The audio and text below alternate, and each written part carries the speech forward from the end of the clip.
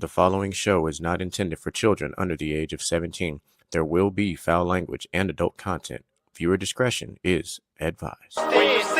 When I'm in my zone, I feel like I'm alone. I feel like I'm unknown to the world that's full of clones. My originality's focused on principalities broken. I'm loaning my heart and soul to the game that's scared to pay it back. And failure is a motherfucker. The strength to go on and believing in another sucker who don't see the vision in you. So you gotta work harder times two. Gotta make it do what it do. With the limited sources you have, your dream is still a fine motivation in you and inspire the world to do what you can. If you love it, then fuck it, get through it. Yeah.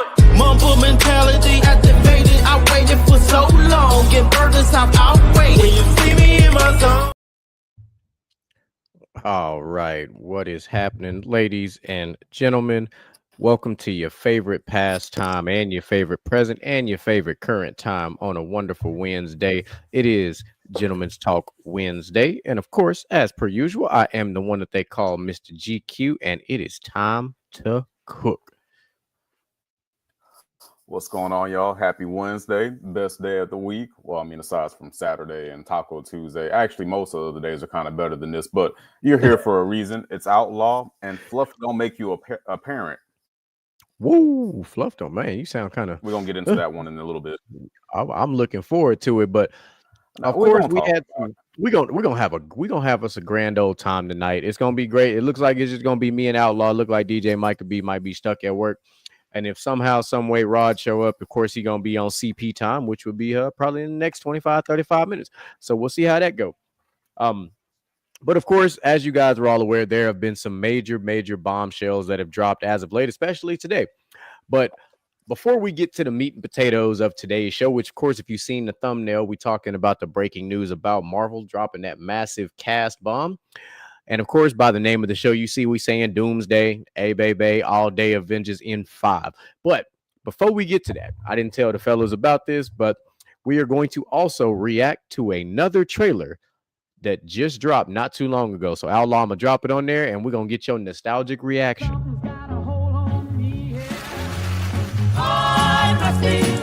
Drinks all around.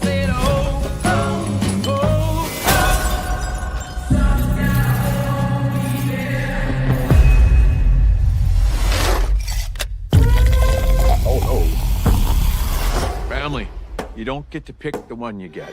Just gotta love the one you got. I always knew this day would come. Oh no, I got it.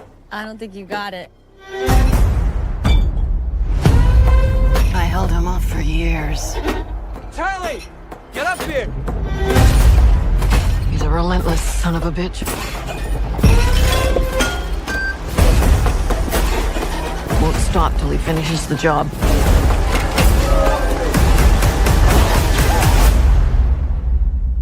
Death is coming for our family. I said, oh, oh, oh, oh, oh.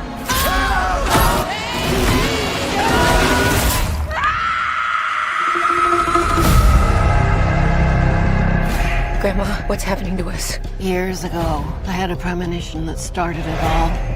I saw what death was about to do.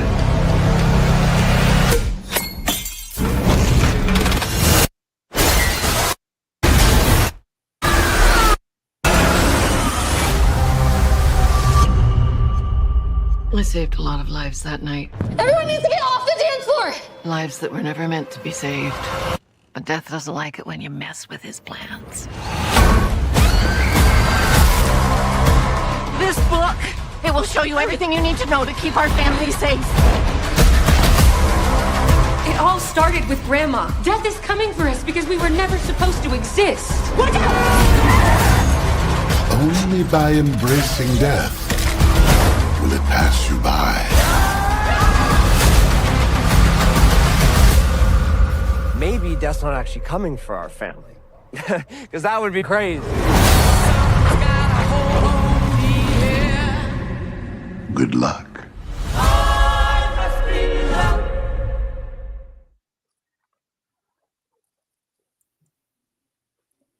So I actually had not seen that trailer like at all. So, what are your initial thoughts on that nostalgic thing? Man, Final Destination got a chokehold on. I'm gonna say this: anybody born around about before '95, we don't drive behind log trucks for a reason. Final Destination got a hold on us. I'm looking forward to this shit. May 16th. So you've seen it. So, and the fact that they found a way to create a storyline that involved a character from the very first movie and full circle this shit. How in the hell does Final Destination have a cinematic universe? That is beautiful. I don't know, man. It's actually really interesting. And this is like the last performance by Tony Todd. Yeah. And the fact that it's modernized, it's about to fuck some kids up. Oh shit, man. Now this is a we can pass on that trauma. Fucked up. I'm tired of them watching TikTok and goofy shit. Yeah, they we need can pass on that trauma. Yeah, they need to be on some real shit. They ain't struggled enough. Yeah. Although this gonna get them. This gonna get them. We used to be scared to go outside. We used to be scared to mow the lawn. Man, look, she is scared to pluck some shit up. I can't go get a massage. Nothing. It's like, white girls scared to get a tan. I know they was. I'm trying to think what was like the most creative. Oh man, that one was that one with the tanning bed was pretty jacked up. Oh, girl got fried. Both of them. Like that one was crazy. Oh, the tanning bed, that's iconic. But even in this new one, I would say my favorite death in Final Destination, the damn. Now what? No, I thought I lost you. Yeah, that's what. Is the audio desyncing or what? I think so. Anyway. Yeah, I think our audio is a little, I don't know, a half second behind.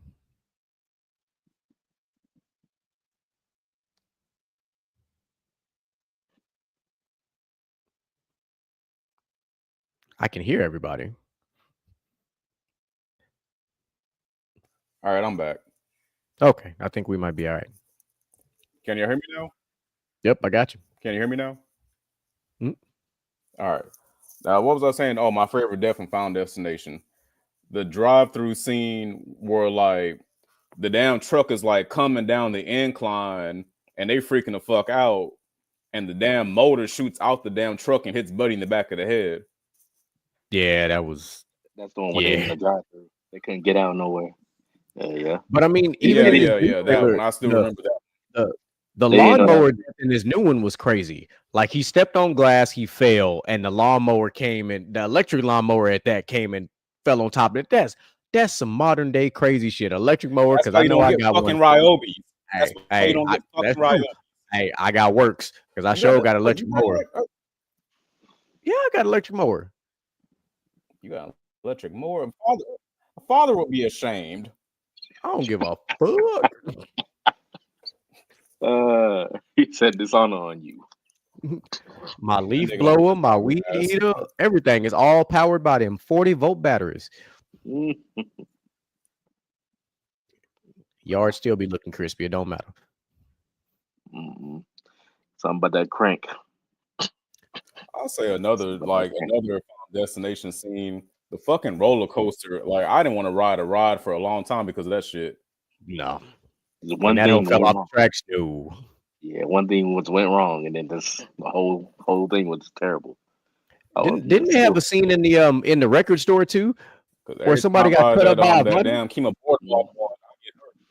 See the bullet? Yeah, I'm scared of the bullets. I was scared for the bullet for a while. For Akima, you never heard the bullet at Akima? Yeah, the bullet at Akima. That whole rickety. I be thinking today is the day. I really every time I be like, this might be my life insurance policy casting out on me. Oh Lord, that's all it takes. Take one screw out of place and you be out there flying into the water. That whole show will be rocking back and forth. So no, I think they designed it that way on purpose. Like, nah, save my ass. That bitch leaned to the left a little too hard, and we all gonna be out of there. One little snap, that's it. Little body weight out of proportion, that's it. You're out of there. Yeah, so I wanted to drop that nugget on y'all because I seen it. I was like, man, We ain't seen that trailer yet. I was like, let me drop that on screen real quick because that's I've seen teasers from it, but yeah. I never seen the actual trailer. Came out like I think either yesterday or yesterday or today. Yeah. Yeah, it came out yesterday. Came out yesterday. Because that then came out. We got coming up between Thunderbolts. Yeah, we got the Lilo and Stitch. The Lilo and Stitch live action look kind of dope. I don't like what it did with Prickly. I was expecting Prickly to come out with that bust down, with the bob. I was ready to see Prickly like that. Yeah, I want to see him. Prickly. I want to see him sashay that bitch, But nah. Fair enough. I don't know, man. These live action Disney movies been kind of some butt. Well, if you think about Snow White, it's getting trashed right now. Trashed right now. I didn't even like from the first trailer. I was like, this whole looked like some straight cheeks. Snow White wasn't even all that great of a story to begin with. I'm gonna say what I said. It wasn't. You got one female with 7 niggas in a house together. Please pause. We've seen this movie before. In a private browser. A little incognito, But the fun fact is, she looked like Laura Farquaad with that head shape. She looked like Laura Farquaad. I'm like, I don't think she was the best Snow White that they could have cast. Like, I didn't see it. I really did not see it at all. Mm-mm. See, that shit look like trash. They're saying they want to gaslight us. Oh, this is the #1 movie in America right now. Bullshit. If all the other movies don't show, then yeah, I guess so. Goddamn. I would not go see that right now. Mm-mm. I don't know what Disney's doing with these damn like casting like for the Disney princesses. It's like I'm gonna say what I said, but like for Ariel, like I understand, being inclusive and all that jazz, but like the Little Mermaid, the Ariel that we grew up with, that was a white redhead woman or sea woman, whatever. Like, if you want to have a black Disney princess, there's fucking Tiana. Just fucking do a live action Princess and the Frog. Like, what the fuck? They cut that though. They cut that. They not gonna do that because they know that'll be the best one. Yeah, they cut that shit. That is gonna be right now. Of all the live actions, Mulan is still the best one. Yeah. I'd argue Beauty and the Beast is up there too. But I'll buy that for $1. Cruella was dope too. I like Cruella.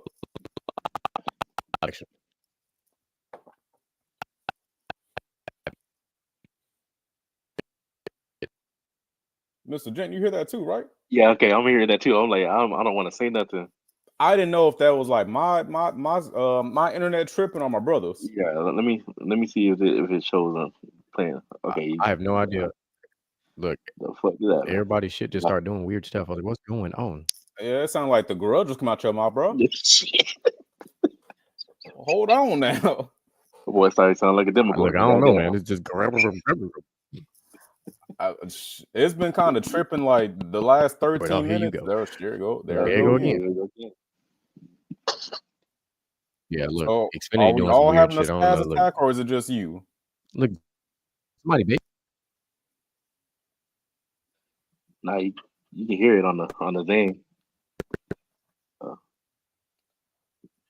Is it just him? I think it's just him because like you've been fine like this whole time. Like but he be here. God dog. Damn, fix that stutter, boy, today. Come on. Well, shit. I guess we're gonna have to just keep it rolling until my brother get back. If Xfinity allows him to. That's some shit ass internet. I had Xfinity many moons ago. Sorry, I got completely kicked out the studio. I don't know what you did differently, but like you sound a lot better already. Yeah, I didn't do anything but get kicked out the club. Yeah, that's funny. I'm sorry. Damn. That's all. And damn, okay. Now my you don't even go here. This is a whole different view of your setup. I know. It's my back screen and shit. It's kind of creepy on some Final Destination type shit. I'm not gonna lie to you. Like I could just imagine somebody like walking out the darkness and snatching your ass. No homo. You know that probably would happen. Pause. Why you say it so calmly? Hey, look, it's 2025, my brother. Anything is possible. The Diddy gonna come out of nowhere and get your ass. I'm gonna Take that throw butt. some Diddy mist on you. Oh Take no, that not butt. the, not the, no. Mhm. Take that. Sorry, it's the tequila. All right, I'm trying to see if it'll let me. It won't even let me change my background no more. All right, I guess I'm not having a background for this show. It's not even acknowledging my mic today. I don't know what's going on. I don't know. StreamYard been doing some weird shit the last. Anyway, it doesn't fucking matter. We've been talking about movies this whole time. It's another movie that's coming out that's like a second movie actually to Happy Gilmore. So we got Happy Gilmore 2 coming out. That's true. That's true. I first Happy Gilmore. I ain't gonna sit here and hold you. Hey man, Happy Gilmore is a funny ass movie. Classic. That's a classic. That's one of the classic movie. That's Shooter McGavin, baby. What's happening, Moo? What's the deal, Moo? Like Adam Sandler made some bad movies, but that one was pretty solid. Happy I Gilmore. thought Little Nicky was some straight shit. That's cheeks. That's straight cheeks, my boy. Little Nicky was funny for what it was. Yeah. Oh man, we can't complain. Look, I seen Moo on earlier when I was looking at I saw it on his Facebook story, I think, or his Instagram story. My man was working on a house and putting up windows. Hey, that man is I did not know my man was out there like that. You say I'm outside now. All right, I'm trying to tell you. Little Nicky, when they shoved that pineapple up on Hitler, bro, that movie, that was hysterical. I'm gonna say this. My favorite Adam Sandler movie is gonna always be Waterboy. God damn it! Oh yeah, for sure. I be quoting that shit at work. I don't give a fuck. my mama said, "See, I'll be doing that all the time." That boy said, "I build houses." All right. Even The Longest Yard was a good one. Longest Yard was great. Yeah, come on now. The Longest Yard was great. Compared Click to was Little good Nicky. too. Click was good. Yeah, Click was hysterical. See, Pixels was okay, but it was still pretty solid movie. But don't mess with the Zohan though. Oh yeah, that was a good one. That's a good one. That's a good serious Adam Sandler role was what was that? The Hidden Gems movie or whatever. Oh, the gambling movie. Where it was like he was like buying diamonds and shit like that. Yeah. That was a good one. Oh yeah, that's Hidden Gems. Then there's the other one that was after that, the basketball movie. Like, Adam can hoop now. Come on now. Yeah, Adam can hoop. Remember he also made that was it 25 Days of Christmas, the animated film. That shit was funny. Oh yeah, that was funny. That was some gas. Yeah, that was funny. That was a good and then one. of course the movie means more to us now than it did when we were younger. But Big Daddy was a great movie. Yeah, because we all got toddlers that over there. Kangaroo song. That scene hit a lot harder now, don't it? I feel like Adam Sandler movies and like Jim Carrey movies made up our childhoods. Like I stayed watching them fucking movies. Oh yeah, you stay with that and anything that Eddie Murphy did. Yeah, Pops loves Norbit. I don't understand it, but he loves that shit. Norbit was funny, but there's a lot going on there. There's a lot going on. All pun intended. There's a lot going on there. I see what you did there. Oh shit! No, that was Norbit. Lord have mercy. But we had Nutty Professor growing up. So that's a good one. Nutty Professor 2 with the clumps, like the clumps, or he played his whole family. It's like we keep telling people. I was like, hey man, there would literally be no Tyler Perry without Eddie Murphy, man. Like it wouldn't. He did it first. Hey, and Eddie Murphy, low key, like talented as all get out. Nigga can fucking sing, dance, make you fucking laugh. Hey, he can play he serious likes roles. to party all the time, party all the time, party all the time. Yeah, that nigga played the shit out of fucking Dreamgirls. Like that nigga. Oh yeah, talented. Oh man, look, his stand-ups are still goated. Like he is two of the greatest stand-ups of all time. Like between Raw and Delirious, like those are sensational. Anybody that can go on stage in a red leather suit is. And I think he was like only about 20 when he did that stand-up. He was a young cat. Like he was like what the kids would say nowadays. The aura he had back then was absurd.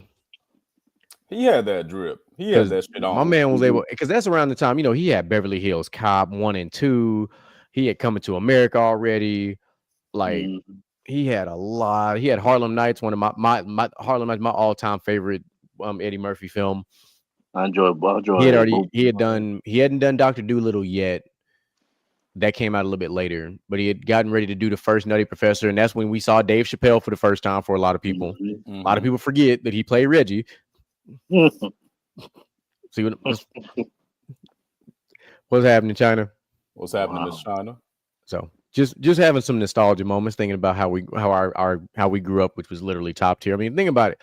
We had in living color, so we had Jamie Foxx, we had Martin Lawrence, we had Jim Carrey, we had the Wayans family. I can't even say brothers, the Wayans family collectively. That's how you fucking know Jim Carrey get to play at the fucking cookout. He was like one of the only white motherfuckers on a black comedy show, and he was funny as fuck. My man had the styrofoam plate with the foil on it. He got 2 plates because them plates is flimsy. And he had the purple Kool-Aid on deck. Yeah, no, definitely a trendsetter. And Eddie Murphy, you know, he was fucking because he got one of the Spice Girls pregnant. You know, he had some riz. He was one of the originals that the culture tried to get rid of because he married a white woman. Couldn't tell him nothing. Mm-mm.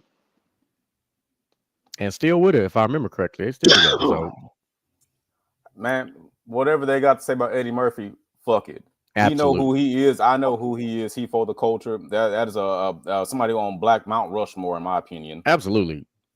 You talking about like on the comedy Mount Rushmore? Even the comedians now, like they like your Cat Williams and all people like nah, like Eddie was like Eddie. That's look what Moose said. Can't tell niggas. Hey, he'll fuck your shit up. He'll have you won't be able to say nothing. Eddie Murphy could probably roast your ass so bad you go sit in the shower and cry. Like he's on a short list of people I would never want to be roasted by. Like Eddie Murphy, Bernie Mac, Eminem, Cat Williams. Like I don't want no smoke from none of them.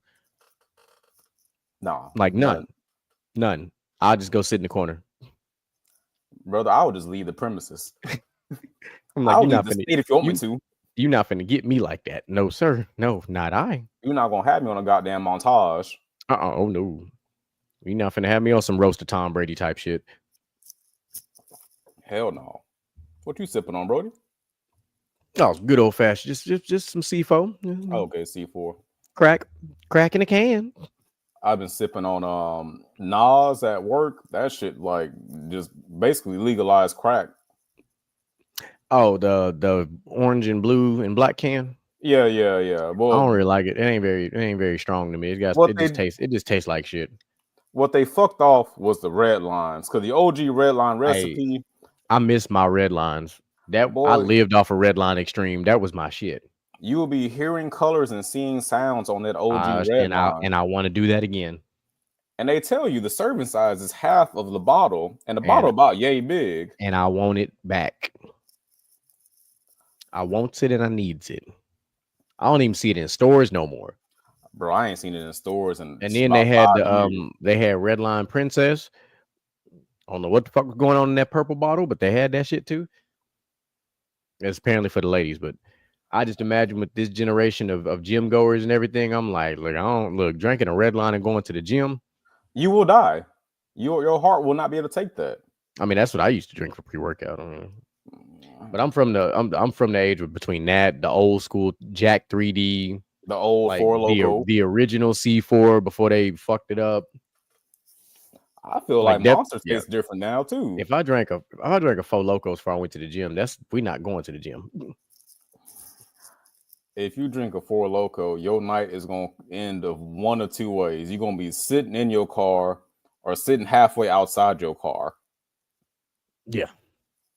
Factual. At some point, Mr. Jen gonna come back, and then we will drop that. You know what? We'll save it. You said you had one of them things queued up. Fuck it, we'll do it. They'll save us some time. Let's get to it.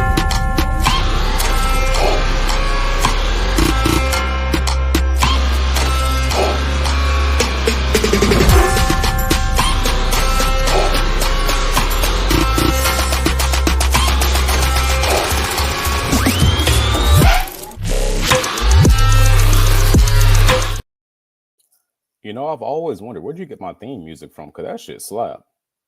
I got it from royalty-free YouTube music. I was just digging through songs and listening to stuff, and I was like, I wish I could tell you why it made sense for you, but like when I heard it, it sounded borderline diabolical, and I was like, that's the one. It's like if the Saw theme had a baby with like what would be a good co-parent for the Saw theme? That Saw theme fucking slap. Yeah. It'd have to be some kind of a like Saw meets System of a Down. Yeah, it's like really gritty and grungy. Like, yeah. Maybe like a smidge of Rob Zombie sprinkled on top of there a little bit. Like if Rob Zombie like masturbated on top of the Saw theme, that's how that music sounds. That was fucking horrible. Why the fuck did I say that? So what is the God? This is what happens when you give a bunch of dudes a podcast. This type of dumb shit right here. That shit. All right, fuck it. What was I gonna say today? What are we unhinged about today? Honestly, man, this one kind of strikes a chord with me. Honestly, grinds my gears or whatever Peter Griffin said, but it kind of it ties back into my tagline about how fluffy don't make you a parent. But recently, I've really come to understand that like a lot of people consider their pets to be their children. I've seen this a lot, like on social media, interactions with folks that I know, and this, that, and the third. And as a parent of an actual child, it's kind of insulting because the things that you experience with a human, a child that came from you or you adopted or what have you, like it just don't compare to what a pet is. Like a pet is still technically fucking property.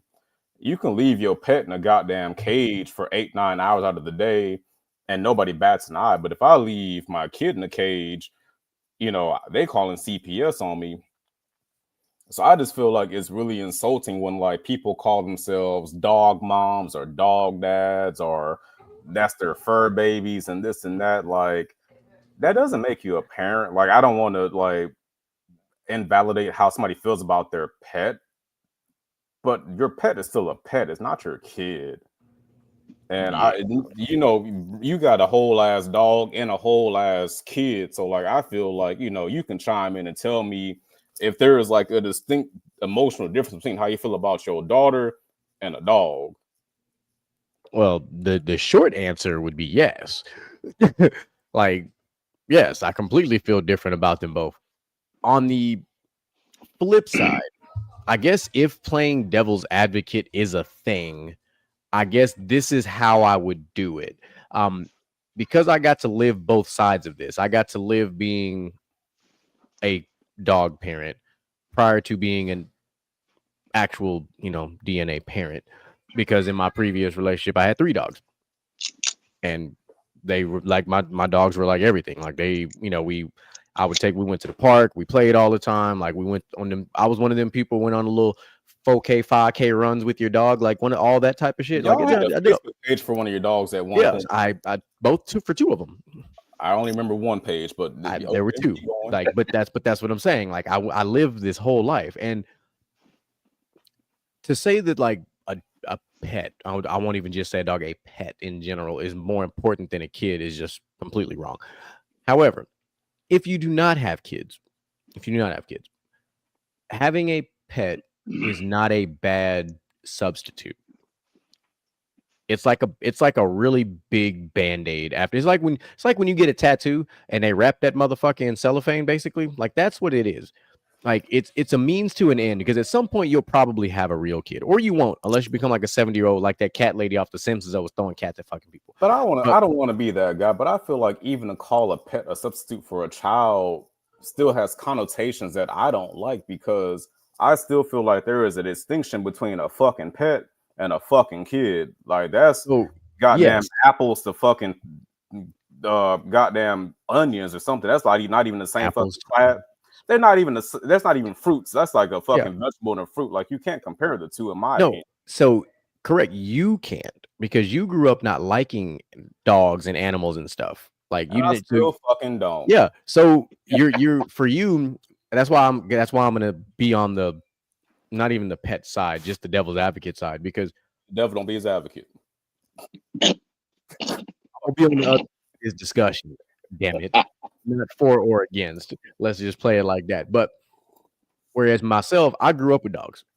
I grew up with Rottweilers. I grew up with all that shit. So I grew up with dogs as a kid, dogs as an adult, dogs prior to having kids, then having kids and having a dog. Like I done been through every phase of dog. I've also had a dog that was trained. So I knew what it was to have one of them nice security dogs that's trained. That I had a dog that was trained in military where we didn't have to talk. So if something happened at the house, him and I were on the same schedule. We were synced. We would pop up out of the bed together. So if something happened, he could go, I could let him out the back door. I go out the front door. We do our little 360 loop around. So like there's levels to being a pet owner.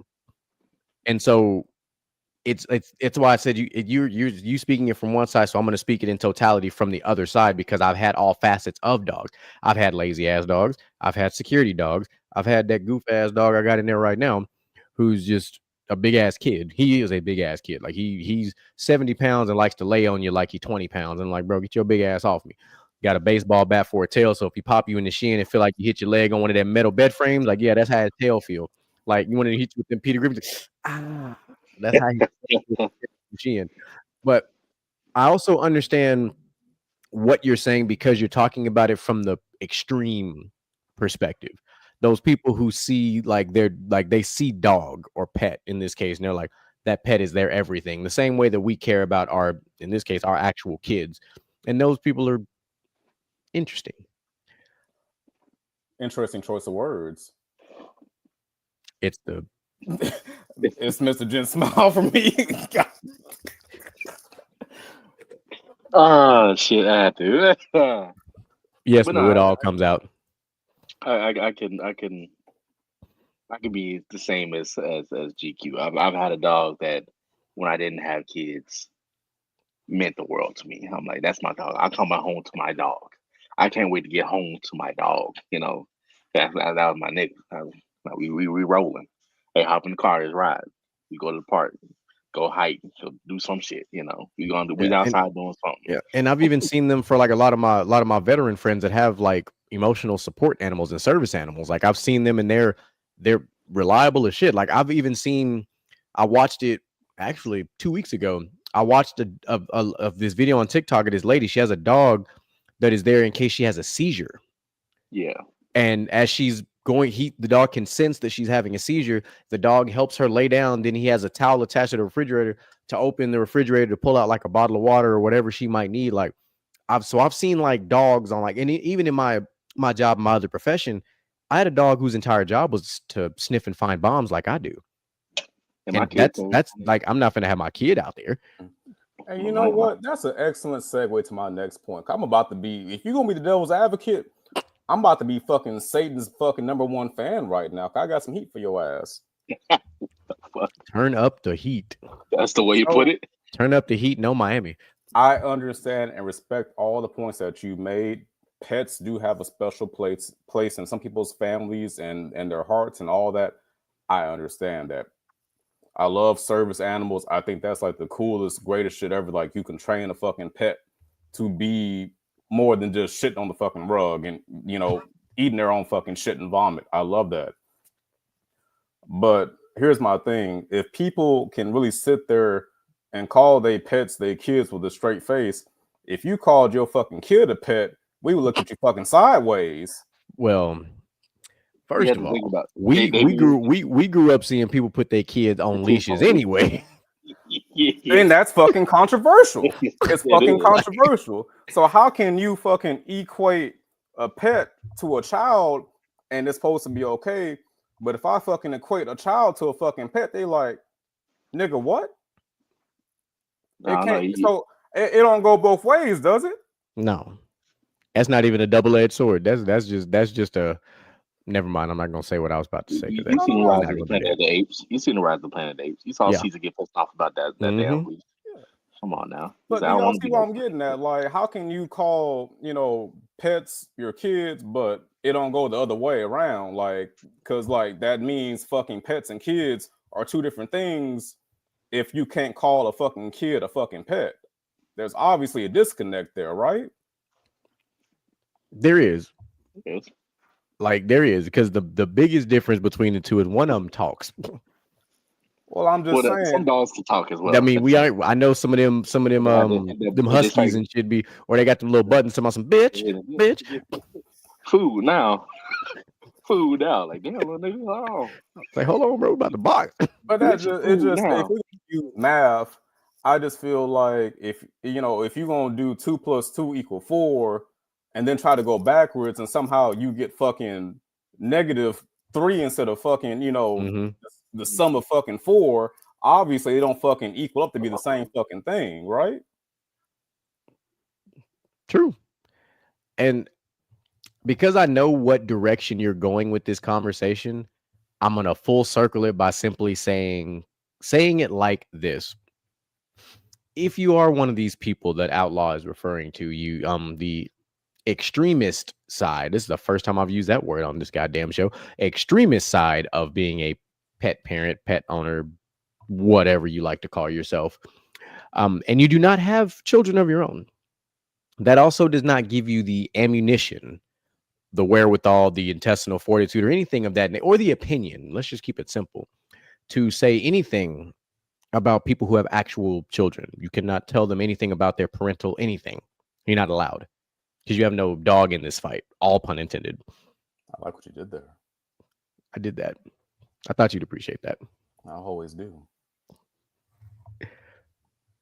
That's valid. I'm a fan of that. That's good stuff.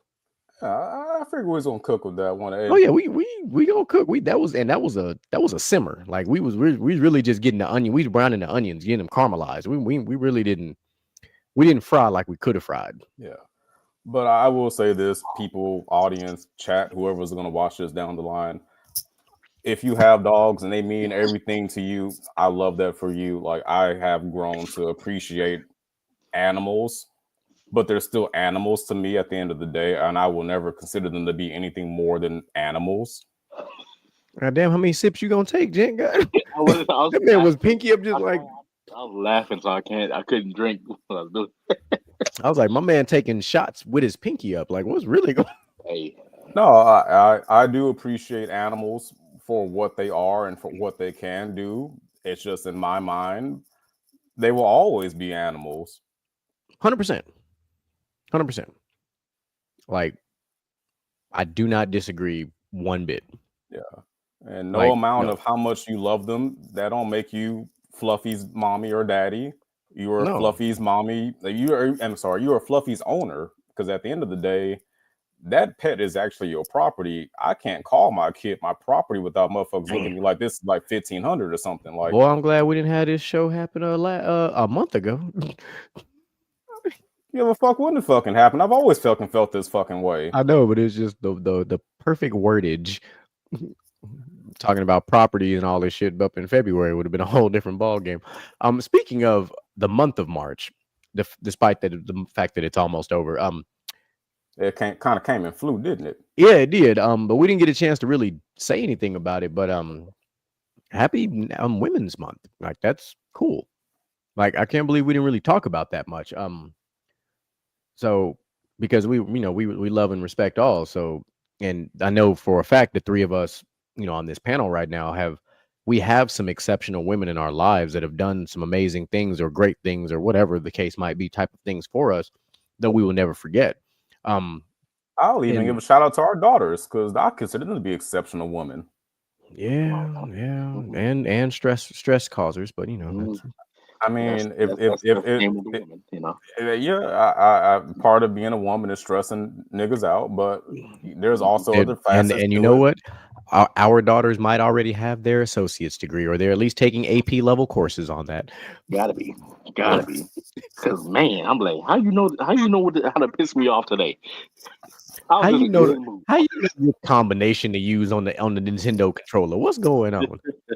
I saw something on Ashley's story the other day where Calista was like just laid out after having a fun ass day, and just like, I was just like, God dog, I don't miss some days. Like, you don't have to. Oh, that was that was Saturday. Yeah. Because we went to the park. We went to the park. Well, first we went to brunch with moms and the sisters and everybody, and then I'm surprised Jen ain't heard about this. I'm surprised Mike ain't told you about this yet. But then we had after that, we went to Roseland Park and we played ball. So we played basketball. So me and Micah, Jamali, all the old crew, we all got out there and hooped for a good 4.5 hours. I saw Micah Saturday. That's crazy. Yeah, well, then because he came over there from Channelview to come to the park. So we hooped for about 4 hours. I pulled some people out of retirement. It was great. We won 7 straight games on some, so we was in there like swimwear. A lot of shit was being talked, but I know he might be listening. So if he is listening, Barry Jones, you was talking all that shit and you ain't even show up to the court on Saturday because you was going to get this work. But since you wasn't there, don't worry. We got next Saturday. Don't miss out. Earl, I knew you couldn't be there because you was in Dallas, so no big deal. So I ain't got no games this Saturday. So no, we don't either. Well, I won't be there Saturday because I got training this weekend, but I'll be there the following Saturday. But yeah, so that's why she was wore out, because she went from excitement at brunch to eating food and hanging out with her nana to being at the park and running around and playing around and seeing her daddy play basketball for the first time and all the stuff. So, and playing with her cousins and having Tweety Bird ice cream, which, speaking of, you talking about the ice cream truck? Yeah, I'm about. Yeah, I already know where you go with this conversation. Because them damn character ice creams don't look like nothing like the character. No, I paid $5 motherfucking for a Tweety Bird ice cream with blue gumdrop eyeballs.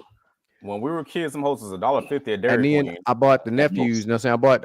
I bought Key and RJ. I bought them the little bombsicles, like the bigger than the bomb pop that we have. Like the bombsicle, like one was like extreme sour nose. Them things was like $3.50 a pop. I ended up paying like $12.50 for all 3 of these ice creams. And I'm like, bro, I could have went to HEB and bought a box. No, here's what you do. You get you some Kool-Aid and freeze that whole, make your own popsicles. We was talking about that. Hey, listen, we was talking about it last week on the show. We was talking about the Cool Cup lady, man. This is when you need a Cool Cup lady to pull up, man. I done made Cool Cups for the kids before, and they're like, how'd you do this? Nigga, this is what we did when we were 5 years old. What you mean? This is how we survived. We used to go to one cup and put that hole in the freezer. Everybody had the Cool Cup lady in the hood. She sold the Cool Cups, the pickles, the chips. Like if you didn't want a Cool Cup but you wanted a pickle juice cup, she had the pickle juice cup frozen on deck. 25 cents. Yeah. 25, if you wanted a soda, you can get a soda for $0.25. Like, you save up your little money for the. I'm telling you, and you ain't even have to do it. All you needed was $1, man, and you was Gucci. Good for the rest of the day. Get you a honey bun and a Cool Cup for $1. You good? Shit. Try that shit now. Honey bun in the microwave for 5 seconds. Ooh, baby. Hey, look, you do that, and then what you really do after you do that is you go in that nice little dry storage cabinet over there and grab you some syrup, put your little syrup on that thing, or you put some honey on it. That's some on Papa Loppin', baby. Hey, shit. Yes. Well, honey buns is big backery that I love. So yes. On some butter blood baboon type shit. 100%. Baboon is crazy. And yeah, of course. And I know, like I said, I know everybody and their mom is waiting for us to talk about the movie. That's going to take up like a good chunk of this show. We'll get there. But I've had this queued up for like 3 weeks. So we're gonna fucking do it. So I got something I've been waiting. I hate the mic is not gonna be here for this, but having 3 dads on this panel makes it absolutely perfect. So here we are.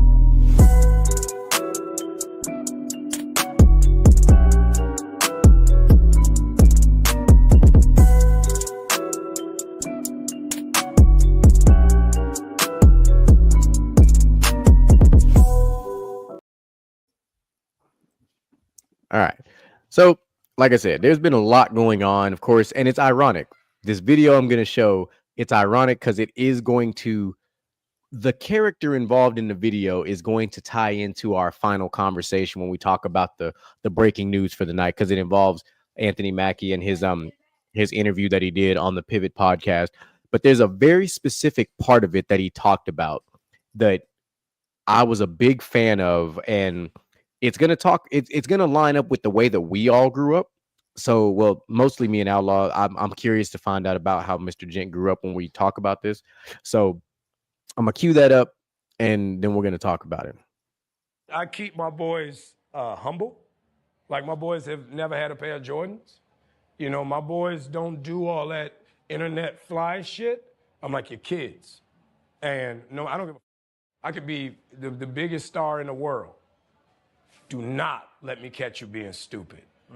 Do not. And my oldest gets it. My 15-year-old, he tells the other ones, he's like, yo, don't make dad mad. Because once you get one that's right, he gonna straighten the other ones out. So it's just that thing of, in the past 20 years, we've been living through the death of the American male. They have literally killed masculinity in our homes and our communities, for one reason or another. But I raised my boys to be young men. And however you feel about that, you feel about that. Right. But my boys will always be respectful. They will always say, yes, sir, yes, ma'am. No, sir, no, ma'am. They will always say thank you. They will always open a door for a lady. They will always make sure that their mother is taken care and provided for. They will always be men. And that's always, since they were 2 years old. Every time I left for a job, I tell my 15-year-old, you're the man of the house. You make sure these doors are locked every night, this alarm is on, you text me or you call me every night before you go to bed and you wake up. I love that. Because we're men. If I'm not there to protect, he got to be there to protect. Because you can have all the money in the world, climb through the window, that money means nothing. Right. You can have all the celebrity in the world, jump through the door, that celebrity means nothing. Yeah. So you got to have a little guard in there, you know? And so for me, it's always that idea of American masculinity is very different.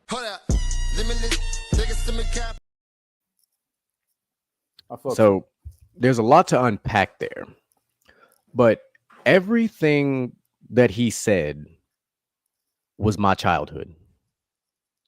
That is exactly how my mother raised me. I didn't have any Jordans as a kid. I was always taught to open a door for a lady.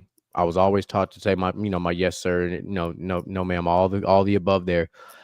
Anytime my mom went somewhere, you're the man of the house. Make sure the doors are locked. Make sure the windows are closed. All the stuff. Like, this was like I thought it was a normal thing, like the checklist, as I like to call it. It was always like, when mom left, I couldn't do anything without checking the doors, checking the windows, like everything. Like, that was always like a thing. Obviously, we didn't have cell phones back then, but we had the whole landline thing. But the key point that he made is when he said that we are killing masculinity. And I had to think about it, and I had to watch. I'll probably watch that clip probably, I don't know, about 30, 40 times, because I had to kind of encapsulate it for what it was. And he made valid points, because there are just not enough strong-minded fathers raising kids these days, and specifically raising young boys. Obviously, I am a girl dad, so I'm kind of hybrid raising my daughter with my wife, but I'm not entirely raising my daughter like a daughter. I'm doing kind of both sides of the spectrum, because yes, I want her to be a girl and be innocent and have all the fun and do all the things, but she also needs to slowly but surely understand that, the world is not unicorns and rainbows like she loves. So sometimes things are going to be tough. Sometimes things are going to be hard. Sometimes you're not going to get everything that you want. So I took a lot from that. So, Outlaw, what were your initial thoughts and feelings when you caught what Anthony Mackie there said? I feel like, he is a father who's trying to teach his sons to be responsible and humble. And I feel like that is something sorely lacking today with today's, as we will call them, YNs. I feel like a lot of YN behavior kind of goes back to, they didn't have dads growing up, and they were basically raised by, single mothers who were probably trying to do the best that they could for their sons. But there's only so much that one parent can do on their own. And it's not to make disparaging sentiments about single parents. It's just that kids generally do a lot better in two-parent households. There are things that you will get from your mother and things that you will get from your father. And when you have a single parent, oftentimes they're trying to fulfill both roles to the best of their abilities. And it's just, who can wear multiple hats, because sometimes we can barely wear one hat and fulfill one role properly, let alone doing more than just that. You even see it at work. If your boss asks you to do 4 and 5 things outside of your actual job duties, you're going to fuck off some things eventually, not for, lack of effort, but it's hard to do more than what you're capable of doing. And I feel like that's where we're seeing issues with, young men and young women who are lacking sufficient parenting because they didn't have both parents. And when it comes to, I guess the death of masculinity, I feel like there is a lot of talk these days about like toxic masculinity and what that looks like and what that is. And there's definitely a lot of that out there, like for sure. But what is healthy masculinity? Like, what does that look like? How do you foster that in a young male, I think it starts with the foundation of building that foundation of respect. I think it starts there. And, we had a show, we talked about this a year and a half ago. And I do truly think when we talked about the death of chivalry, and I think that is the thing. It's not even that we're not teaching it. It's not being received by this current generation. That foundation of chivalry amongst boys and men is extremely important. Mm-hmm. But the problem is, unfortunately, our generation, by our, I mean, me and you, Outlaw, that type of moving that way has been considered simpish behavior, soft behavior, all these. It's been labeled as negative when, because it got overtaken by the independent movement. So all of a sudden doing what seemed normal became a target. It became a like, oh, why are you doing this? I don't need you to do this. I can do this by myself. So then of course the natural male response is to be like, all right, bet, close. So I mean, to your point, we were raised to be providers and protectors, and with this independent movement, if you don't want a protector or a provider, what good are we? We're basically essentially useless because that's all we were programmed to do.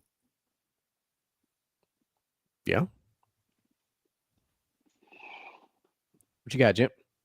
So I like all y'all's points on this shit, but at the same time, I feel like this generation that we're living in now, all the YNs and everything like that, have been programmed to get your nut, get your money, and Like that's about squirrel.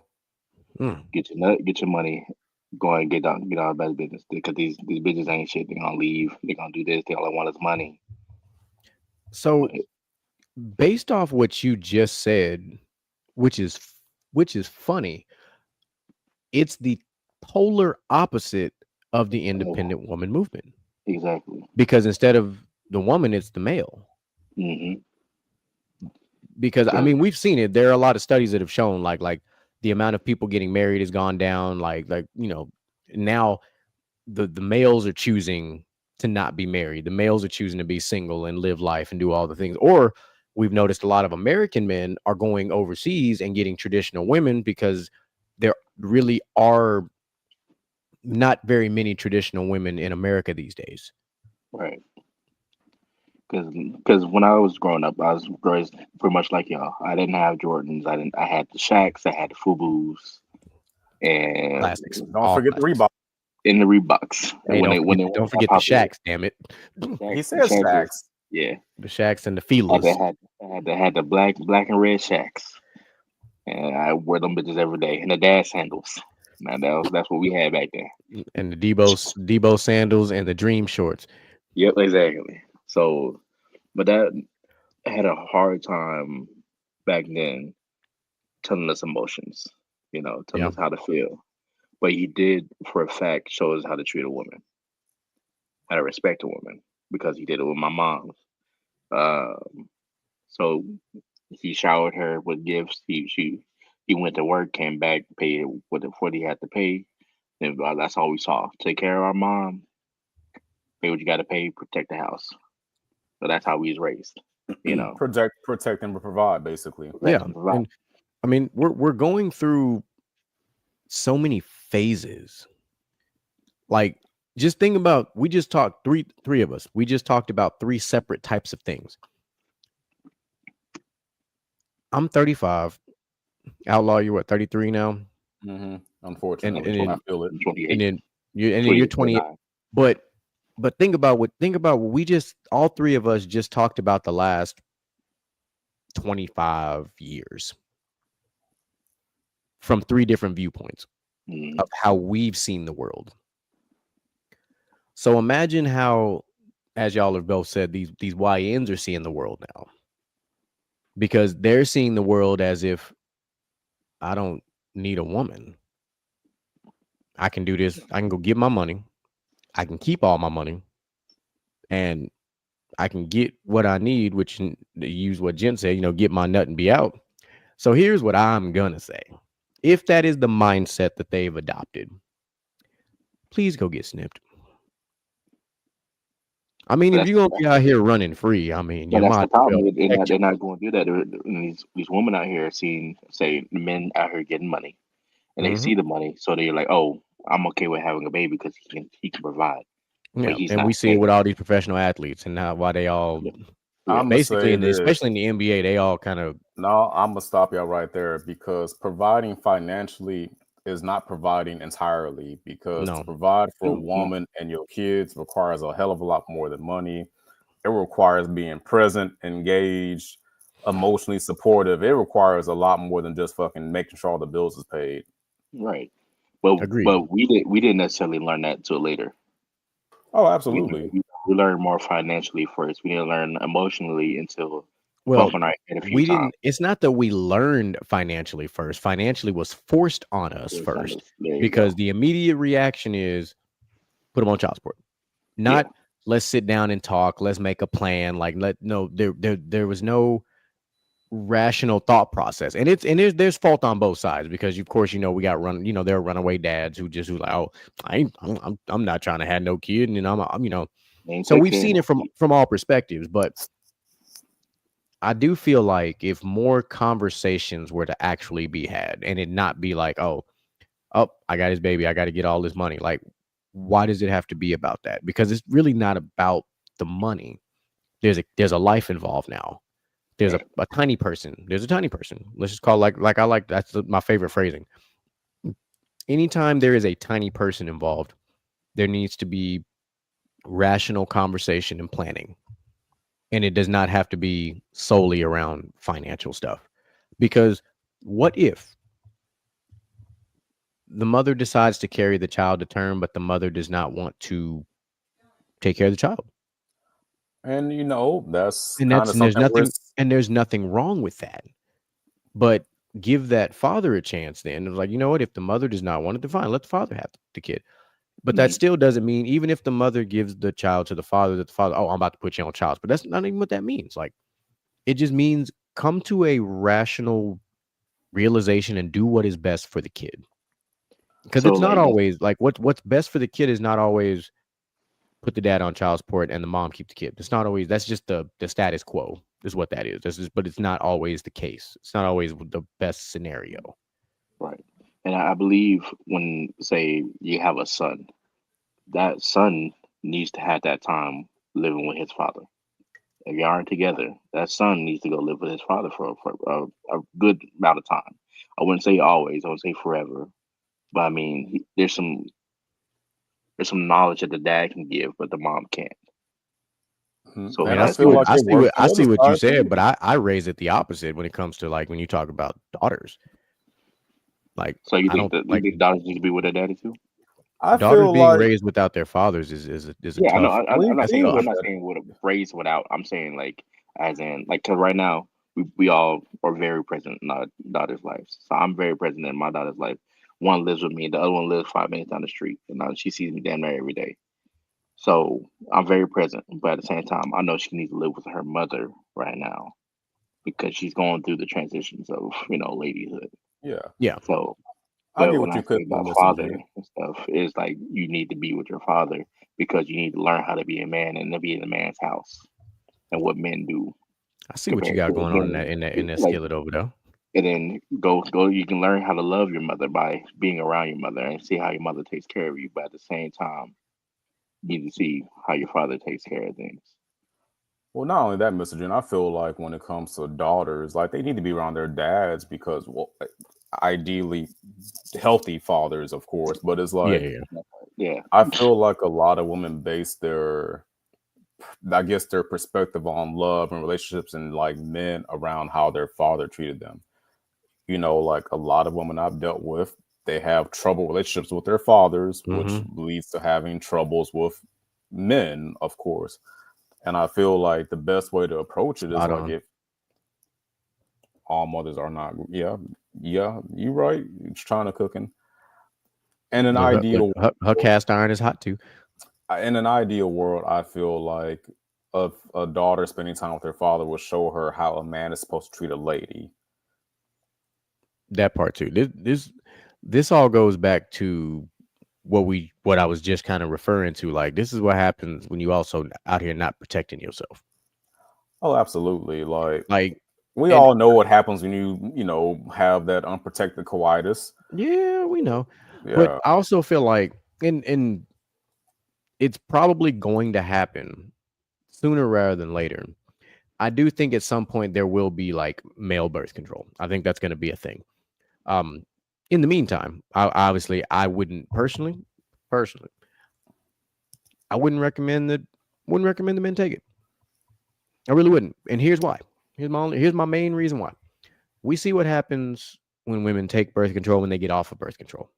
All the hormonal imbalance. Now, I am a science major in college. So seeing the hormonal imbalances, what the fuck's the polar opposite for males?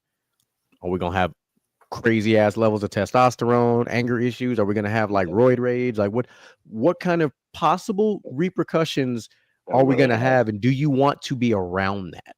Right. Like it's much smarter. It's much smarter to just go ahead and get that vasectomy because it's reversible. Like, I feel like at some point, and this might be very extreme to some people, but I feel like at one point getting a vasectomy is going to be as normal as us who got circumcised. That's how I feel like it should be. Like when you turn about, 14, 15 years old, you go get it. Because that's about the time when boys start doing what boys do, for the most part. Some start earlier than others, but 15 is about average. But I would say just imagine how much smarter for more fucking condoms. Like they're out there for a reason. But nobody wants to wear them. That's the thing. Like, and if you don't want to wear them, there are consequences of not fucking wearing it. You either got a fucking kid or your fucking dick is burning. If not, both. Yeah, those people saying I'm allergic and all that stuff. So yeah, but they made lambskin and all that. But at the same time, let's we can expand on that completely. Listen, there also are seatbelts in the car and people don't fucking wear them. There are also speed limits. People don't follow that shit either. Like, there are always going to be those who decide that the rules don't apply to them, even though they really apply to all. That's that main character syndrome. Yes, but at least if you go a route like that, like when they turn about 14, 15, they go that route. I think you can prevent a lot of early accidents. Like, and I'm not trying to say that as a negative thing, but the last thing you want is your son or daughter to be in high school and have a kid on the way, because high school is a very crucial 4 years. And a child in the mix of all that is wild, because the timing is everything. Because what if it happens your junior year when you got to take all your exit exams, your SATs, your ACTs, everything you need to get ready for college, if college is what you're going to do, and all of a sudden you got a kid on the way? Like, you got to wait. You're not going to be able to focus. One, you damn sure going to be able to focus. Your grade's going to suffer. And then, I'm speaking mostly about like the mother would suffer the most, but the male, if he's staying around, he going to be stressed the fuck out, because he going to be like, damn, my whole life changed. I got to get a job. I got to go do this. I got to do that. Like, there's a lot that goes on. I lived in that because due to the fact that I was in college, going to college when I was having my firstborn, and I had to put everything on hold because I wanted to try out for football or everything like that, and get on the team and go play ball, do well. But once my baby mom became pregnant, all that became a whole. I had to go get a better job. I had to go do all this other stuff. Like literally, school just got pushed to the back burner. Mm-hmm. And I feel like if that didn't happen, I could be living a totally different life. I don't regret having my daughter, but at the same time, that's two different lifestyles. Yeah, no, for sure. And then what China said here too is also spot on. Like, because fuck all that. Dudes be out here really just be just slanging PP for the streets and not thinking about the repercussions. Right. Now, I ain't saying there ain't some ladies out there that's like that, but we know dudes are a lot more notorious for being like, hey, if I can get it, I can get it. And they don't care how they get it. But then they don't realize what's going to happen if you put you only got to get burnt once. There's a lot of guys out there who see a hole and think it's a goal. Yep. That's all. Yeah. They're like, oh, And then there are females out there that be, poking holes in condoms and, taking the stuff out and try to put it back inside of them. So it's both sides. Yeah, So, I've heard of them kind of crazy ass it, horror it stories. cuts That both shit is ways. insanity. mm-hmm.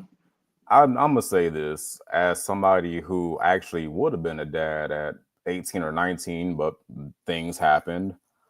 I know that if I would have been a father that young, I would not have been a very good one. I was very headstrong, selfish, immature, all the not positive things about, a teenage male at that time. I didn't want to be no fucking dad.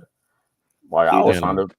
I would have been I would have been a disaster. Yeah, it'd have been a fucking crash out session. That kid would have probably had a horrible fucking life. Like I don't think I would have pulled it together at that age. I'm just gonna be here honest. See, I at didn't 19, have I had my yeah. At 19, and I was immature. I was out there smoking. I was out there partying, and I wasn't a good father the first probably 2 years of her life until it snapped to me. I was like, nah, I can't keep living like this. And I'm glad you turned it around. Given the way my life went, that young, no. Yeah, no, the way my life went from 18 to 27, nah. 27 is crazy. Yeah, no, but that's because I have my life chronicled out from 19 to 27. It's very, very much not related to have it was not conducive for kids. I'm gonna tell you that right the fuck now. At all. I made a conscious decision. It was fucking horrible. With my daughter's mother to have, I was 27. She ended up being born when I was 28, and she was planned. I wanted to have a kid, and it's the best thing I've ever done. But like, if I having her at 28 versus me having a kid at 18, fuck no, hell no, that'd have been a horrible fucking experience. I'm just saying that to be real. Like, no. Fuck no. The best thing that happened to me was becoming a father in my 30s. You're a different person, after your brain developing at 25. Like you got your shit mostly together. You lived the life that you wanted to live. Well, and that's the crazy thing. I had my shit together in my 20s, just not for a kid. And that's a very valid point. There is a you that was put together for you and yourself, and there's a you that's put together for you, yourself, and your kid. I was put together selfishly for me, and that's okay. I have zero problem in it. I've told many of people this story. I was like, I told a lot of people in my 20s I was not having kids. I probably had, realistically, from 19 to 27, I had 2 scares for sure, 2 scares for sure. Maybe a third, but 2 for sure. Like, got the I'm late text, like 2 for sure. Boy, that should keep you up all night long too. Man, it sure the fuck did. Draws filled up to the brim. Shitting yourself. God damn. I mean, can't sit straight. I was a connoisseur of Plan B at CVS. They knew my name. They knew me by fucking face. It was like, this nigga in here for a reason. He don't come in here for shit else but Plan B. Like I was him. It's the usher finger walking to the back. For a fact where you going. No, I had my PhD in PO, so not all of us were pull out masters. Some of us were pull out trainees. Yeah, I had my PhD, and then I had my master's in the arts. I was good about covering canvases. But suffice it to say, I feel like you and me having our children later in life, it was better for us given what we had going on, because you and me at back in our late teens, early 20s, mid 20s, hell no, fuck no, don't pass go. Do not collect any money. No. Be broke forever. But I also respect the young parents, the teen parents that I know who pulled it together for their kids. Like, fuck the bullshit. Our sister, she did it, and she's done better than all of us. Exactly. Like, there are definitely some teen parents who got their shit together from just, I'm late, I'm having this kid. They pulled their head far to their ass and went above and beyond. Yeah, they locked in. Yeah, well, and I think in the crazy thing, we talked about this, like me and my sister had talked about this. It was like her timing was perfect because she had our oldest nephew mid-December, which was during Christmas break of high school. So when Christmas break was over, she was able to go back to school. Went to school. Yeah, like so she really didn't miss a lot of time. Like the timing was perfect. I've never seen that before where the timing was so perfect, but it was. Right. Like you couldn't have scripted that any better. Like you couldn't have written a story better than that, except like because obviously being born on Christmas would not have been the move, but mid-December made a lot of sense. Yeah. And then you have our dad who had 4 kids at 19. And August. Two in August, 2 in October.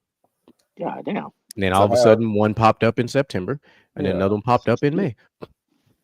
Our dad loved him to death, but he didn't have it all the way together until, our sister was born, our last sister. The first 5 of us, the first 4 for sure, he was kind of like still on some YN type shit, but like he got his life together down the line and became a tremendous father, but some folks don't get it together that early. And that's just kind of how it plays out generally with like teen parents. Like they don't get it together and they keep having more kids. And then next thing you know, they 25 with 6 kids. That's it. I mean, listen, the crazy thing, look, China, the crazy thing is that ain't shit. Our grandpa had him beat and then some. 2 of his brothers had him beat better than that. Yeah, like our lineage was not built for PhDs and PO. Like my brother was the first to get his PhD. I maybe got an associate's in it at best. No. You at least got a bachelor's. Yeah, I'm like, you should be fine. You only got one. You got a bachelor's. Now Mr. Gent got his certificate in process tech. Yeah. No. Don't do that. Don't call him a goddamn P-Tay just from Baytown. Goddamn it, that's a most Baytonian thing I can say. That's a slur. Pull out method that I have, every girl that I pull out on have not had a baby. Now, yeah, but I'm talking about how early you had a kid, my brother. See, that wasn't my fault. That's a whole different story, though. Bullshit. It's not your fault. You was in biology class. You know how this zygote shit works. Yeah, but it wasn't. Yo swimmer, her egg created a zygote. You know how this shit works. I'm gonna give Mr. Gent some. I'm gonna be devil's advocate for Mr. Gent. Being 18, 19 years old, and you swimming without protection, no life vest, no floaties, no nothing. You get lost in the sauce. I know what that shit felt like. God damn it, I know. I carried no control of the situation, and that's all I'm gonna say. The situation had control over you. I had a black case in the trunk of my car. I carried the motherfuckers. They was in my room in the trunk. Like there was a song from IMX called "My First Time." I took that shit to heart. I mean, I'm just gonna say a lot of young YNs, they get there their first time. They don't know what that shit really supposed to feel like, and 30 seconds later, they're like, "Oh shit!" And you said 30 seconds. You being nice to some of them. I'm just saying, a lot of YNs they get off in that pool for the first time with no floaties and they can't tread water. They can't tread water. They calling for a fucking lifeguard. I get it. I know how that shit feel. Help. Get off me. Get off the wall. Get off the wall. The beads of sweat start coming down your fucking face, and the back shot is back shot, and the next thing you know, you start sweating behind your ear. The problem is all these damn shows fucked it up for them because they thought it was all gonna be like that, all passionate and all that shit. Like, now watch American Pie and watch how it really go. If any nigga tell you that his first time was a great time, maybe, but it wasn't a long time. It was a long time. I will be one of those then because I was okay, Mr. Exceptional Negro. It's not that. It's because I had it. It's because I had an exceptional partner who was experienced. There we go. Why. But if it's a YN and a young lady, it's their first time together. Yeah. I think didn't we hear it? Was it last week Didn't somebody call the female version of the YN young hoes? Ain't that what they said? Yeah, You young I hoes. don't like YHs that. YHs. I don't like it, but it was I funny. don't. But it just YN sound is weird. okay, but YH, that's YH don't kind of sound right. That sound like a Japanese company. I'm about to go buy some computer chips from or something. YH sound like some shit you get at Daiso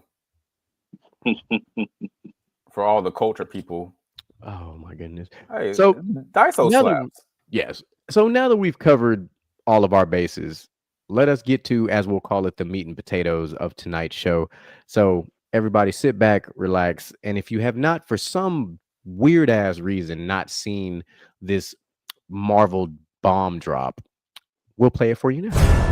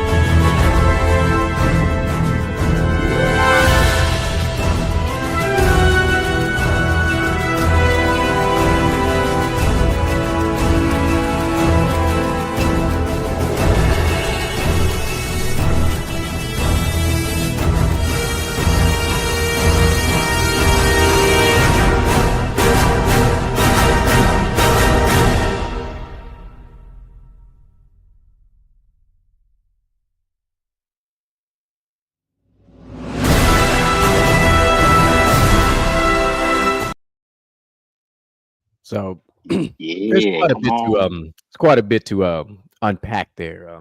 So we'll start with the Easter One thing. eggs. One thing I'm gonna say. One Go thing for I'm it. gonna say.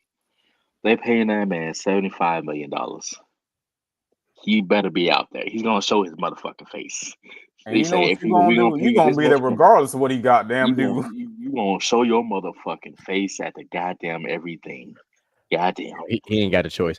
But the first Easter egg I caught. So when Jit put it in the chat, I had already watched, I think, an hour and like 40 something minutes of it. Because let me tell you what the fuck they did. It's 5 hours. First of all, they didn't even announce this shit.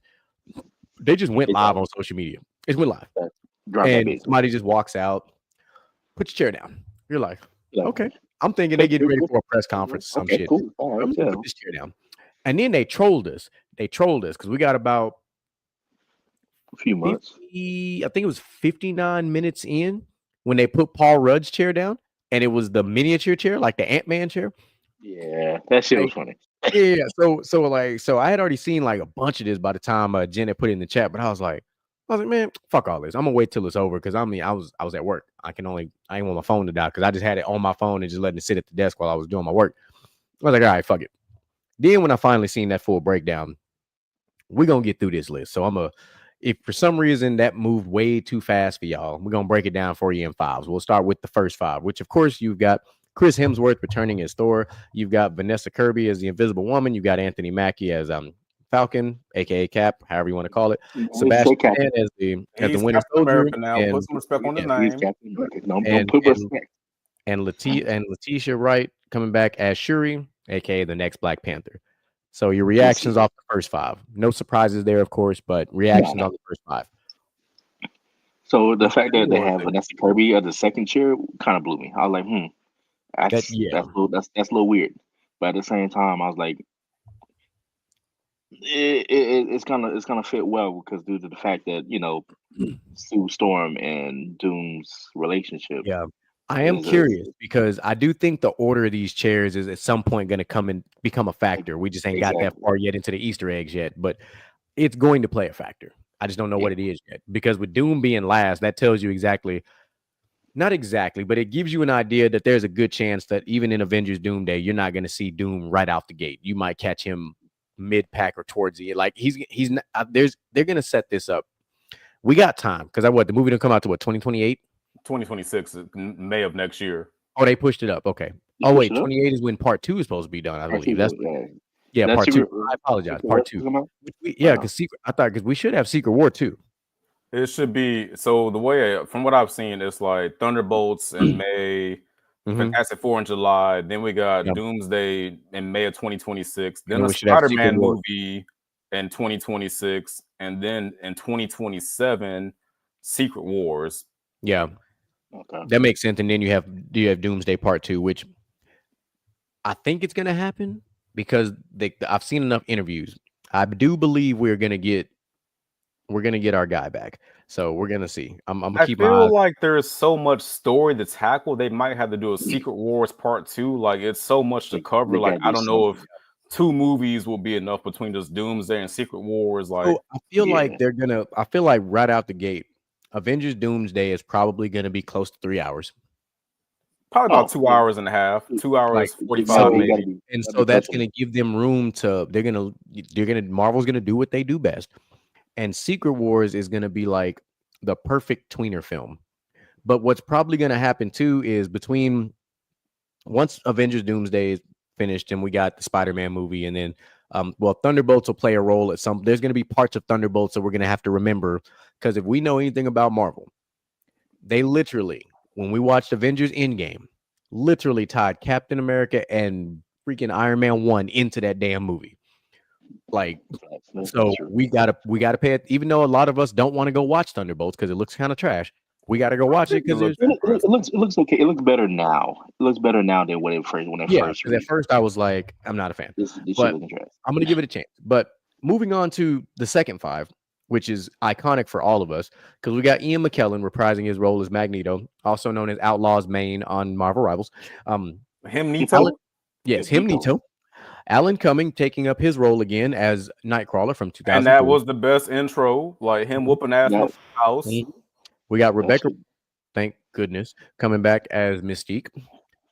James Marsden coming in as Cyclops was the first question mark I had, but I'm gonna leave that there for another day. Hold on. I'm put some respect on Cyclops. Like I know in the movies he was kind of ass, but Cyclops is really him. No, I love Cyclops. I'm talking about just James Marsden reprising his role. Like I didn't see that one coming because I feel like they didn't put a lot of respect on Cyclops' name in the X-Men movies. They didn't really give him that true leader. No, they sidelined him for fucking Wolverine, which I get. Well, really for Wolverine and for Jean Grey. And Professor X. But we'll get to him in a minute. But I do love that we have Channing Tatum reprising his role as Gambit. I'm about to make a name for myself here now. That part right there, when I saw that name. but after that list, for a fact, I love Nightcrawler. That's one of my favorite X-Men. I respect that because he's fucking dope in the comics. Like he needs to be in a fighting game. Goddamn it! Like I'm the most intrigued by Channing Tatum because I'm really trying to. The reason why, timeline wise, where are we going to be with the X-Men? Because Gambit was there at the beginning, but he was back and forth, kind of like how Wolverine was. Like Gambit and Wolverine were kind of like Batman when he was with the Justice League. He was there like part-time. Yeah, I'm gonna show up, but then I'm gonna pop out. So where are we gonna be on the X-Men timeline? Because remember, we're also missing Hugh Jackman. He hasn't been named yet. We're missing Hugh, which we know that's gonna happen. Hugh Jackman played because Wolverine. Well, here's the thing about that, because like we don't know for sure what X-Men universe they're pulling from. If they're pulling from the Fox universe of X-Men characters, like there was no Gambit in the Fox movies. True, but there was a Hugh Jackman. There was, but he was in the Wolverine's Origins. But that took place in the fucking 70s. Yeah, and that was the same as having the original fucking Deadpool. We don't talk about that. We don't talk about that. Like if you're gonna pull the Gambit from the X-Men Wolverine movies, he'd be a fucking senior citizen. He'd be Magneto's age, basically. Yeah. And then if you pull in the fucking Gambit from like Deadpool and Wolverine, he didn't go back to his home universe, did he? No. Well, they showed him the circle, pulling up. Either he's gonna go straight into this, or he's gonna go straight to back to his universe. Yeah, And which again, we also we got to see what role Doctor Strange is going to play in this, because I imagine he plays a massive role. Which he wasn't named. Not yet. Well, not yet, but we don't know. He plays a role in Secret Wars. So yeah, he plays a pivotal role in Secret Wars. Yeah, he plays a one very of the main characters. him. Well, ironically, so does Black Panther, but we got to see how that's going to play, because that's going to alter our story just because we don't have Chadwick Boseman. So we're going to see how, I guess Shuri's going to take his place essentially. Well, but not to mention Ironheart. Ironheart plays a role in Secret Wars too. Not a big role, but enough of a role. But there's some missing pieces. They're going to have to kind of cut out some bits and pieces of Secret Wars, because it's a long saga with a lot of moving parts and moving characters. Some people just might not show up. Yeah, and this is why I think the rumors that I've been kind of paying attention to, I think we're gonna get Jonathan Majors back as Kang. I really do.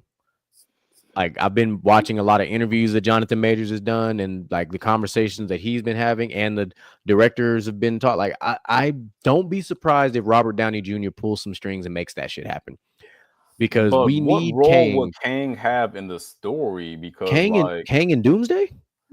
Dr. Doom. That's a massive role. What do you mean? That's a that's a lot. But if you're if you're basing off the comics version of Secret Wars, Kang wasn't a part of that. It was but he's a part of. But he's a part of Doomsday. Yeah, because we're talking, of course, multiple variants now. So that's the thing. His most powerful variant that we saw thus far was in Loki. His weakest one was in Ant-Man that got clapped by Ant-Man. Yes, I know. We have to bring it up. It's a sore subject, but we have to bring it up. My theory with Kang, if he was on comeback, he would come back as the Beyonder, because in Ant-Man he gets knocked into that fucking time machine, and I feel like if he was on comeback, he would come back basically as like a time god. He didn't die; he just got basically absorbed into his time machine. And if he came back, he'd be basically beyond time itself. Yeah, I can see that. I would hate to see him as a Beyonder though. I do want to see him as Kang. The Beyonder should be his own character, but I don't know if Loki's gonna be Beyonder or if he's gonna be the Molecule Man. Basically, the real question too is, are we gonna get Galactus finally? Yeah, he's gonna be in Fantastic Four. Fantastic Four.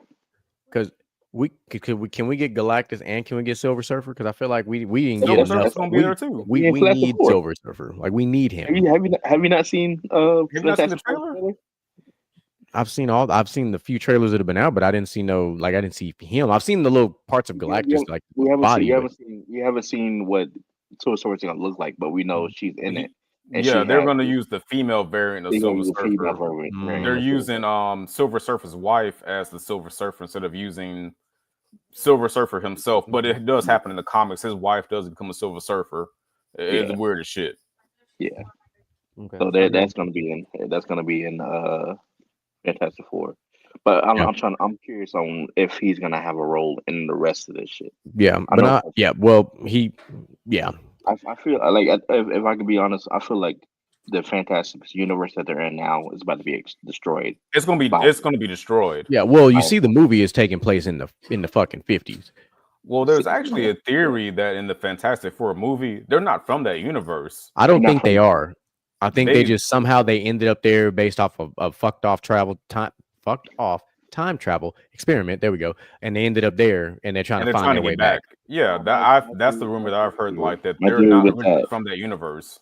Is the fact that they had, remember in Spider-Man when they had 1, 2, 3, and then they had the question mark on 4, where with the building of the old Avengers building. Mm-hmm. I feel like they were moving in, and then they got stuck in that universe. And then now they had to find a way to get back. But that's just some Spider-Man No Way Home type shit. Okay. That's just a theory. So, the question is the Doom that we're seeing from that universe, or is it a variant? Yeah, I think it's a variant. I think he's gonna be a variant. I think he's gonna come out with an all green suit, pulling that shit. But I think he's gonna be from the other universe. Well, there's a prevailing theory that. So basically, the theory is that Doom is not an Iron Man variant. Iron Man was always a Doom variant. That'd be interesting. That's a to see how they wild do that. theory. Yeah, apparently Tony Stark was always supposed to be Victor Von Doom, but in the universe that he's Tony Stark, he is the variant of Doom, and every other Tony Stark was always supposed to be essentially Doom. That'd be a nice what if episode to see how they explain that. I see what you did there. What If is one of Disney's best shows that they can't fuck up. They What If is so good. So let's look at the next 5. Of course, Paul Rudd coming back as Ant-Man. Wyatt Russell.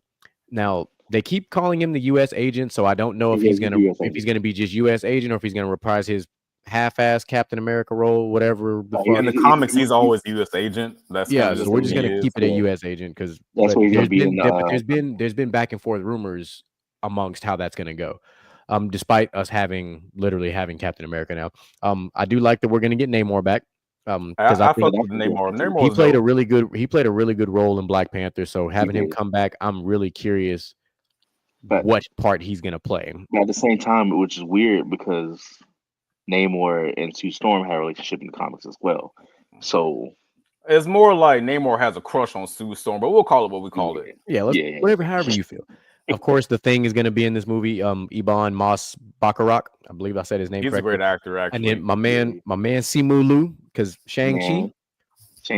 Why has it taken so long for Shang-Chi to come back? Give us another fucking movie. Such a great movie. Arguably, they're one of their best solo films outside of the main core characters. Did we watch that one together? I don't remember. Yes, we did. Okay, I'm about to say, I thought we watched that one together. Like, I fucking love Shang-Chi. That's like I said, that's outside of our core characters, like Thor and all those guys. Like, that was the best standalone. I'm gonna say this: his fucking dad, that nigga was him. That motherfucker. You know, it reminded me of literally dealing with It reminded me of Ghost of Tsushima. Yes, it was like him and his uncle. Like, absolutely, because his uncle was him. When you had to fight him, you had to come with it, or 2 slashes, you was done.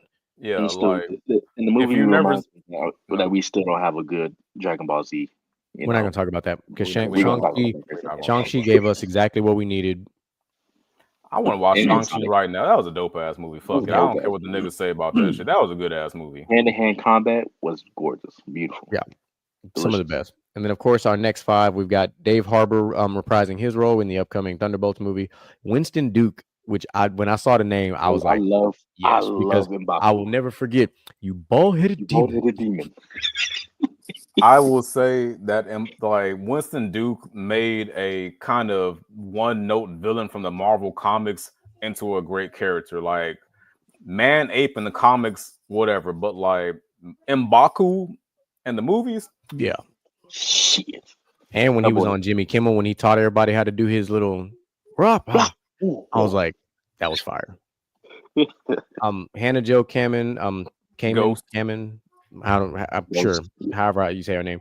Of course, Tom Hiddleston, which should have been no surprise, but I'm glad it was announced. Loki is like in everybody's top 5 Marvel movie characters. Like, if you don't like Loki, I'm suspicious, bro. Like, I'm suspicious of you. His character arc in this he's one of the best like anti-hero characters that Marvel has ever put out, because he's like a villain, but he's not a hero. But it's like he helps Thor, but he's really evil, but his intentions are like he's like the perfect anti-hero. Shit about Loki while you talking about this nigga, like we gonna just gloss over the fact that he fucking tried to genocide New York. Like, niggas died because of him.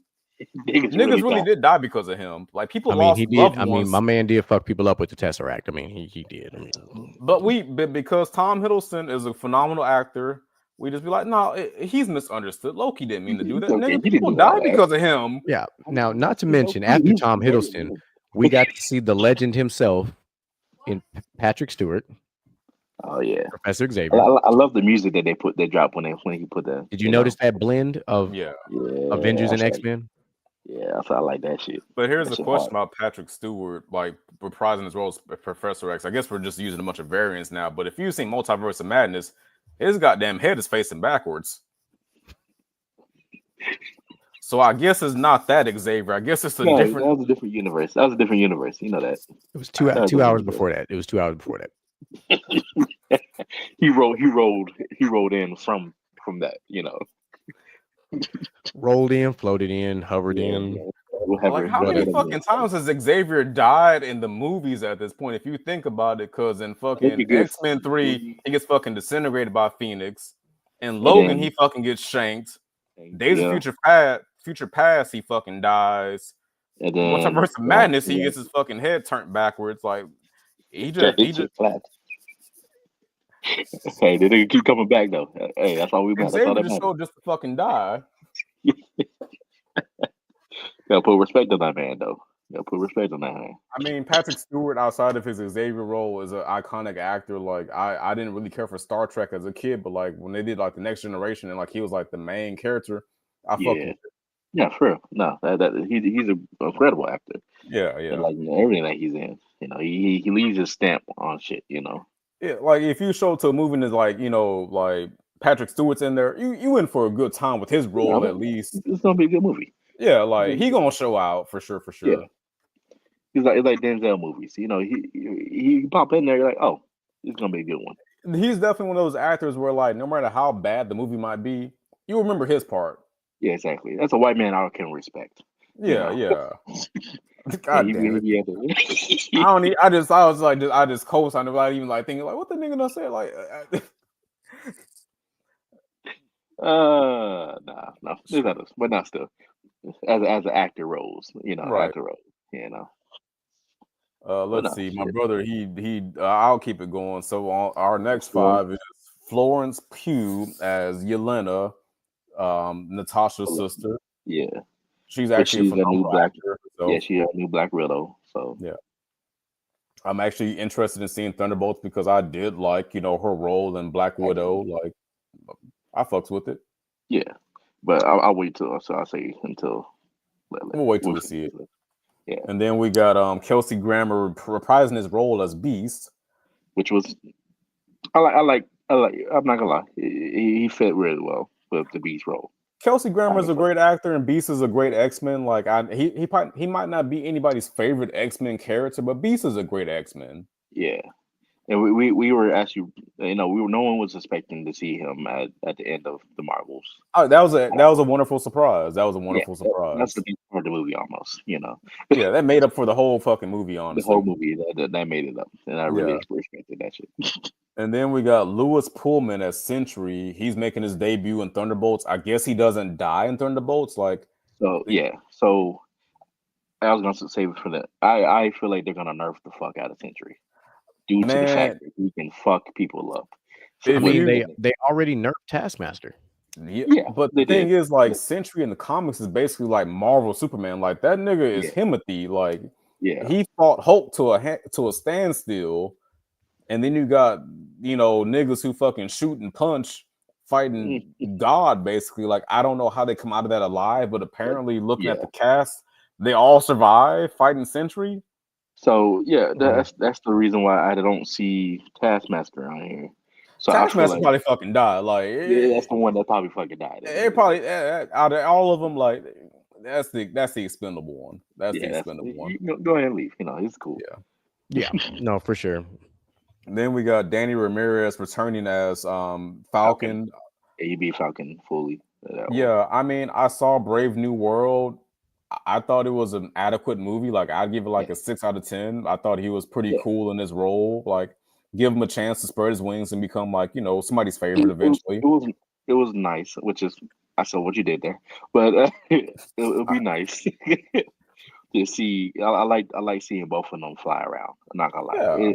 It with the vibranium wings, that was kind of cool. Seeing that nigga take on shit and start surfing and having a shield fly behind him with a red wing, seeing them both fly around was.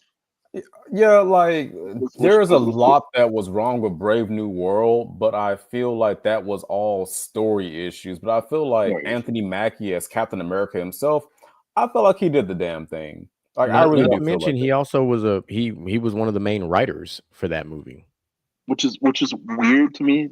Writers / producers, which a lot of people didn't know that. At the end of the day, he was kind of pushed on the back burner of that whole movie. I feel like, like I feel like that was by design. Yeah, but at the same time, yeah. because this won't be the last movie that he has with, so he's got a chance to really get out there and shine. Which, I mean, he'll shine in Secret Wars. I mean, yeah. And if anybody's ever seen like Anthony Mackie's like actual filmography, like there are some misses, but like he actually is a really good actor. I liked him in Outside the Wire. Yeah, like he's a multifaceted actor. Yeah. I would say that if you watch a movie with Anthony Mackie, like most times he's going to give a great performance. Sometimes it's kind of like, like in Altered Carbon, no, but like in most movies or shows with Anthony Mackie, he does a good job. And I'll give him that. I liked that show too, man. Altered Carbon was such a good show. The first season, yes, but when he took over in the second season, fuck no. And I love Anthony Mackie, but fuck no. But I also was a fan of him in Twisted Metal, which is a great show. Like when most times he does a great job. Just sometimes everybody has their misses. Goddamn, everybody has a miss. But last character on this list for this one is Joseph Quinn as Human Torch. If you've seen Stranger Things, the last season, he was like one of the best characters. He was. I can't remember his name, but we were upset when he passed. Like, and I feel like that role like launched him into where he's at now, because like he's popping up more, and I love that for him, because Joseph Quinn, he did the damn thing in Stranger Things. Like he was my favorite character, and he fucking died in one season. Right, which is sad as fuck. Goddamn, he pissed us off. It be what it be sometimes, but he left his mark. Yeah. And then last but not least, we have Pedro Pascal. That's my mom. Literally, they're giving that man right now. Yeah, they're giving him he's getting the George Clooney in the '90s treatment right now. They are forcing him forcing him on us. No homo. I'm not going. You know what? Fuck it. Pedro Pascal, when he shows up, it's a good goddamn time. I mean, we had him from we go back. Let's go back. We started with The Last of Us, and Game of Thrones too. But The Last of Us, when it really like he played a good role in Game of Thrones, but The Last of Us was really like, he was not my first pick as Joel, but he did the damn thing. He played the role well. He's Mandalorian. Yes, Mandalorian. We're not gonna forget that either. The movie he did with Nicolas Cage. Nicolas Cage. Where the one of the most memed things when he's doing that creeper. It's actually a funny fucking movie too. I know Pedro Pascal is everywhere, and it makes him easier to hate because he's all over the place, or as you say, forced upon us. But like, he's a phenomenal actor. Reed Richards is a very interesting character in the comic books. Not my favorite. That wouldn't have been my first pick as Reed Richards, but not after everybody saw John Krasinski. Everybody's like, "Hey, that's who we wanted." That's who we wanted, but we got Pedro Pascal. Even though dude that played Kylo Ren in Star Wars, I would have been interested in him. Yeah, he was rumored as somebody they wanted to cast. Too. He was my fan casting, honestly. Yeah, Kylo Ren's actor. Fuck, I forgot his name. He's an excellent actor. Adam Driver. Adam Driver. Yeah, like when I thought about Fantastic Four finally getting the movie, Adam Driver was my main pick besides John Krasinski. Right, exactly. But seeing that name Pedro, it made me interested. I want to see his rendition of this character. Like, I wasn't mad about it. I was like, interesting. Pedro don't fucking miss. He ain't fucking missed yet. Let me see what they do here. It's a very, very interesting choice of Reed Richards, but at the same time, I'm gonna be in theaters. I'm gonna see that shit. I'm gonna go see that shit. I'm gonna see it because I'm a Fantastic Four fan. Are we going together? Are we gonna make it a whole thing? Normally Outlaw and I go watch most of these Marvel movies together. That's like, because we go to Showbiz because they always got drinks named after characters and shit. Like Doctor Strange had the best drinks so far. Them Multiverse Madness drinks, them hoes was hidden.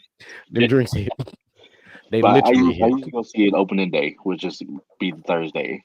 So shit, for sure. I might mess around. I might have to take leave off of that. I'm with it. I'm all the way with it. Yeah, and then last but not least, we have Robert Downey Jr. Mr. Marvel. I'm not going to say returning, but he's Doom. Well, he's recasted. He's recasted. You play a hero long enough, you get to see yourself be a villain. So. I see what you did there. This is literally like 2025 has like been the so far the year of the heel turns because we got John Cena as a villain. Now we got Robert Downey Jr. as a villain. So I'm gonna say this: a lot of folks were skeptical about Robert Downey Jr. being Doom, but I'll say this: watch I was not skeptical Oppenheimer. about it. Watch I wasn't Oppenheimer, skeptical. and you will see Robert Downey Jr. be a fucking bastard, and you'll be like, you get why he got an Oscar for being a fucking villain. Like if you just watch him in general, there's a level of arrogance that his characters play where you're like, I could see him being an evil son of a bitch. Like you could see it. Even in Sherlock Holmes, he was the smartest guy there, but there was a level of arrogance where you're like, damn near insufferable. Yeah, exactly. So you knew the inklings of him being a villain were there. Right. Yeah, I mean, honestly, I'll say this. I'm gonna throw another wild one out there. If you want to see him disappear into a role that he shouldn't have had, he played a nigga, and we love that shit. I mean, but that role wasn't bad either. He didn't do a bad job with that role. I mean, he didn't do a bad job. He got invited to the cookout. Yeah, Tropic Thunder. You got to role, see Robert Downey Jr. be a fucking nigga. He literally got his phenomenal. He got his black card from that movie. He got his. He get a plate at the cookout. He got a platinum black card because nobody was offended. Yeah, nobody. We really weren't. To this day in 2025, when they talk about it, nobody's offended. I watched it a month ago. I still laugh. That nigga played that shit. Like the phrase "don't go full retard" will always be synonymous with that movie. Like that movie is so quotable. I don't use the R word anymore because I just feel like, it's verbiage that we should get away from using, even though I say nigga on a regular basis. But I do say don't go full retard because goddamn it, don't go full retard. Like you can, and it literally it's just fitting. But you see, so now that we know, and here's the thing, we're not going to be the first show that talks about this movie. We won't be the last. These movies, we're not going to be the last. So we'll close out the show by just talking about those who have not been named yet. Shit. We don't have a Scarlet Witch yet. No, they haven't named no Doctor Strange. We haven't got as his daughter from a different universe. I really wanted to see that. Yeah, I wanted her to do the line from a reverse line that Thanos said to her. Yeah, we have no Guardians right now. None. We have no Guardians yet. No Star-Lord, nothing. Like none of them. No villains, no one. We don't have any of and I still think we're gonna have Hydra characters. I still think there's gonna be some Hydra cats. Captain Hydra. I definitely think Captain Hydra is coming out. I don't give a fuck what nobody say. I think Red Skull makes an appearance again. So we're there's a lot of characters that I feel not naming Doctor Strange yet was odd. Right. Because we know he's gonna pop up. We know this. You can't tell this story without Doctor Strange. You just can't. You barely got through the first Avengers film without Doctor Strange, but it's because there was enough story to tell. Well, if you like you said, there's enough story to tell because if you think about Infinity War, there was no Hawkeye, there was no Ant-Man, and that's again another character we have. Do we get Hawkeye or are we going to get Ronan? There's only so many characters that jam into the movie. I feel like but if anything, we'll probably get Ronan for Secret Wars. We can realistically time to debut him because we got a glimpse of him. We got a glimpse of him in Secret Wars Part 2 when they went looking for people. No, you mean Endgame? Yes, Endgame. I apologize. You know what I was talking about that.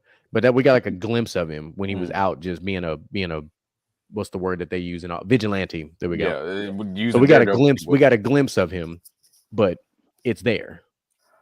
Here's my controversial hot take. There's the only OG Avenger that was named was Chris Hemsworth. And honestly, I don't know if we're going to get more Avengers. I feel like we'll get more X-Men because we're missing Storm. We're missing Phoenix. We're missing Jean Grey, period. Yeah, we're missing Wolverine. The X-Men cast that they've listed, it's only 5 or 6 people. Yeah, we don't have Deadpool yet. We don't have we're missing. Yeah. We don't have Wolverine. Fuck that. We don't have Wolverine. And actually, honestly, to take it back to the Marvels, the end credit scene, we're missing the fucking mom and daughter, and they were the most important part of the end credit scene, and they weren't named as cast members. I can't remember There's Photon, and then like the alternate universe Captain Marvel, basically. Yeah, and no, we don't have Scarlet Witch, and we also don't have Captain Marvel herself. We don't have Captain Marvel, which tells me we're in a very particular universe where the Kree may not exist yet, because we also don't have Nick Fury. That's true, and that's a big one. I feel like it's kind of not. The last time we saw Nick Fury was in the what? Because Nick in Wars, the Marvels. No, that wasn't the show he was just in. Invasions. Secret Invasion. Yeah, Secret Invasion. Yeah. But because we know Fury, because Fury is an integral part of Secret Wars too. There's no Hulk. None. And they talked about a theory of Hulk being with his son, so we'll see how that's going to go. Because of She-Hulk and how they saw he didn't get his PhD in PO. Correct. Well, just because his son's scarred. So the rumors, which I'm curious how this is all. They're gonna at some point they're gonna end up like Hulk is literally doing like World War Hulk things. Yeah. Type of shit like that. Like that's something that's been thrown out there. Like they might have to go to see Hulk on like War World type shit. And like I was like, oh okay, here we go. So, but it's going to be interesting. Like it's early, and the picture that you dropped in the end of the chat from Robert Downey Jr. talking about there's always room for one more.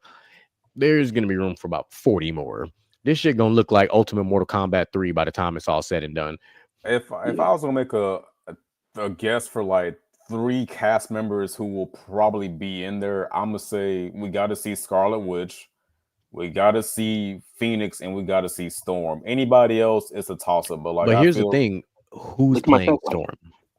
We're going to have Halle Berry. No, I know what listen. We also wanted John Krasinski as but Mr. Fantastic. Look what we got. All the OG X-Men cast members. You gonna go goddamn out there and get Halle Berry? Goddamn. What if Halle Berry don't want to do it? Halle Berry. If she don't want to get go give me fucking Colossus. Goddamn it. Somebody. Yeah. So we're missing. So who would be the most shocking character if you didn't see them? Scarlet Witch would be the most shocking. Honestly, I'm with Mr. Gent. Like, if we don't see Scarlet Witch pop up, like in Doomsday, like in the end credits teaser, like I'd be kind of shocked because I feel like I can understand. For me, it's going to be Doctor Strange for me. Doctor Strange would be the most shocking one because he's too important. Well, like the sanctum is everything. He kind of wrote himself out of the movie because in the end credits from Multiverse of Madness, he goes off to go fucking fight Dormammu again. Well, yes, but he also was dealing with the variant of himself that absorbed the book and opened up his third eye and all this. Like, remember the end with the evil. Yeah. So but he jumped off into a different universe at the end of his own movie. So maybe he misses all of this because he's off on his own adventure. All right, so there's a list. I mean, the same could be said about Scarlet Witch. Remember, she dealt with the whole WandaVision thing and then the Agatha thing. She kind of technically fucking died, apparently, but come on now. So that's one thing that I was curious about. They didn't put Wiccan and they didn't put Agatha. So I'm trying to figure out when was they. But they don't. I don't think either of them are going to play a role in the first Doomsday, though. I feel like my brother's right. I feel like the Young Avengers, like the Wiccan, the Miss Marvel, the female Hawkeye. I feel like they'll come through in the second movie with the Guardians because maybe they were just outside all the bullshit. And then they're like, oh shit, something's fucking wrong. Then they come to save the day in the second movie. Maybe ironically, the Guardians were doing their job in protecting the Young Avengers. Like that could because then that's where you bring in Ironheart as well. Right. Yeah. But that's what makes me kind of curious because the fact of these Young Avengers aren't always going to be young. So when they're but we're also jumping from universe to universe. So you know what? You know who we forgot to talk about? No, go ahead, Mr. Jim. Go ahead. We forgot about Vision. Yeah, White Vision. I'm about to say which Vision because OG Vision was dead. OG Vision died 3 times, but he popped up in WandaVision though. So I'm like, talking about that. White Vision is a thing too. So it's like, well, are we gonna get... actually, Vision's supposed to get his own show. Supposed to. So, have y'all seen the stills that they released of like possible? I think Secret Wars. Stills of the rumored concept art. Because I just thought about that because we're missing one key fucking character, Blade. I don't think we're gonna get Blade at this point, brother. Like, well, no. they've already the movie's ready. They were pending a director.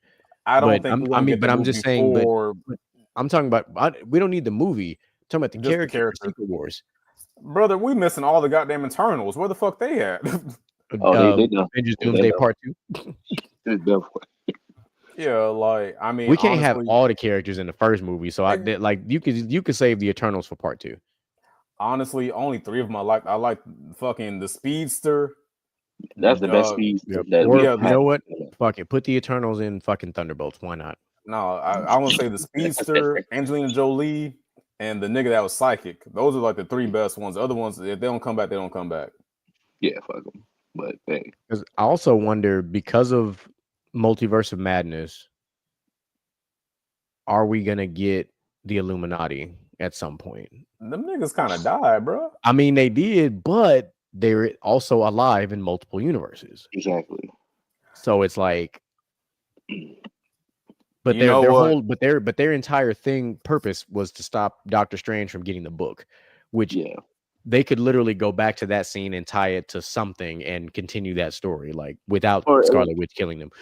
Like, I want to see if, when Doctor Strange, goes out and tries to stop the incursions, if we're gonna get like Midnight Sun or some shit. I would love a Midnight Suns movie. I think Midnight Suns would be better as a show. I think Midnight Suns would be much better as a show than a movie. Like that's that's a Disney Plus, HBO Max type of show. They're gonna get their money's worth from that shit. I know they would. Here's my controversial prediction. Not a big prediction, but we're gonna see a council of Reeds with all the live action Reeds on there. Lord, how crazy would that be? I'm just saying, it happens in the comics. There's like 4 Reed Richards now. It'd be kind of cool. There is 4. Yeah. I forgot about the other. We don't talk about him, but he's a Reed. Yeah, what's the Star Wars meme? We give you we're on the council, but you're not master or whatever. Oh man, like we could probably have this conversation for another 2 hours, but we're not gonna do that because that's fucking crazy. I got meetings in the morning. Yeah, I do too. I have a meeting with the gym. And tomorrow's leg day. Got to keep working on these legs for Hoochie Daddy season. So we live in Hoochie Daddy season. It is live and in color. We are wearing the Hoochie Daddy shorts right the fuck now. So got to stay ready. I almost got taken with my shorts at the carnival. Oh shit! Come on now, brother. It was out there fiending. It was horrible. Mm-hmm. No, it wasn't horrible, but it you know what I mean. We knew what he meant. Great bad time. Oh man, Mr. Jen, hit us with your closing thoughts, brother. Nah, it was another fun show. Y'all stay up and stay tuned because we still got some big shows coming up here. Y'all like, subscribe, YouTube, everything that we got up. I will be getting the Instagram probably done this week. I'm gonna try to get it done by the end of next week, and then I'm still working on the Spotify is back up as well, so you will start seeing the audio versions of these shows back in for our OG Gentlemen's Talk fans who used to listen to the audio cast while they was at work. I got the Spotify back up and running, so don't worry. And that's where I was getting at. I'm getting the playlist done here within the next 2 days from the white songs that we was doing. Oh, I forgot about that. Yeah, that's right. That's the show I missed. I remember that one. Yeah. Okay, that's what's up. All right, Outlaw, talk to him. Another great show, guys. A lot of great talks, a lot of great laughs. Damn near cried a couple of times from just fucking laughing. Where did March go? Who knows? But we're about to move into April, so I think that's prime time for some sundresses. So if you got them, flaunt them, fellas. If you got the Hoochie Daddy shorts, they got to be above the knees, otherwise they're not Hoochie Daddy shorts. And yeah, just take care of yourselves out there. If you're gonna lay down with somebody, use protection, please. And thank you. and thank you. Don't forget to say thank you. Oh, just my last little point on my fathers and my brothers out there rocking the Hoochie Daddy shorts. Make sure you got some kind of leg Don't be out here like looking like Foghorn Leghorn with the damn hoochie daddy shorts on. Don't do that to yourself. Don't be out here looking like Jay-Z. All knees. Please don't. Put some lotion on them bitches too. Cocoa butter is a real thing, and they got cocoa butter with the coconut oil. So moisturize and exfoliate, my brothers. All right. So and also tomorrow, be afraid to wear different colors with them. Yeah. Don't discriminate. Don't discriminate. Don't be scared. So I'm trying to tell you. And then at the same time, of course, tomorrow, you got player versus team on deck. Ain't no telling what Moo and the crew got going on, but I'm sure it's going to be wild and exotic. And then, of course, Friday, the best damn football show on the internet. They have got a loaded doc. They're going to be talking about Deion Sanders versus Asante Samuel, how they've been going back and forth, and Asante been going toe-to-toe with Shannon Sharp. Angry black man Stephen A. Smith, ain't no telling what kind of rant Mel finna go on about that. Talking about a topic about is Shador, how he isn't elite. That'll be interesting. And then, of course, just regular free agency news, because the draft is around the corner. So if you love all things football, tune in to Inside the Huddle. Of course, Monday, we back at it again, basket to basket, all things basketball. We are down to the final 10 games. 12 games of the regular season before the NBA playoff starts. We are hot and heavy on March Madness right now. Everybody's brackets are fucked already, except for the last one. So sorry, not sorry. Yeah. Outside of that, of course, we'll be right back at it again on Wednesday with your favorite thing to do with Gentlemen's Talk Wednesday. So, chat, we love y'all. I'm glad y'all were in there. Y'all were live. I dropped the link in the chat for you guys. The Spotify is back up and running. This show will be downloaded and posted and ready to go for tomorrow. So if you missed it, by all means, play it while you're at work, play it for your friends, play it in the break room. Just make sure ain't no kids around. And as per usual, ladies and gentlemen, we are motivation in you and inspire the world to do what you can. If you love it, then fuck it, get through it. Mumble mentality.